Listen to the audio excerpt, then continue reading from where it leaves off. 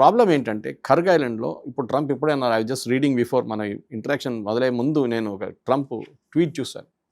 కర్గ్ island almost full అయిపోయింది. కర్గ్ island ఉన్న మొత్తం వాళ్ళ ఏం చెప్తారు ట్యాంక్స్ ఫుల్ అయిపోయింది.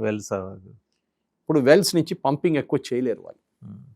మీరు వెల్స్ నుంచి పంపింగ్ చేయకపోతే వెల్స్ షట్ డౌన్ చేయాల్సి వస్తుంది. ఒకసారి షట్ డౌన్ చేస్తే మళ్ళీ దాన్ని పాసిబుల్, అది క్రాష్ అయిపోతుంది, మొత్తం లోపల నుంచి మట్టి పడిపోతుంది. సో ఇరాన్కి అది పెద్ద కంటిన్యూస్గా తీస్తూ ఉండాలి. దట్ ఈస్ ఇట్, అంతే. దానికోసం షిప్లు వస్తుంటారు పోతుంటారు. మీరు ఆపకూడదు. ఆపితే అంతే సంగతి. మీరు అంత స్టోరేజ్ ఉండాలి, లేకుంటే అది లేదు వీళ్ళ దగ్గర. ఇప్పుడు స్టోరేజ్ ఫుల్ అయిపోయింది, అక్కడ అది పంపింగ్ చేస్తుండే ఉండాలి, షిప్పులు రావట్లేదు.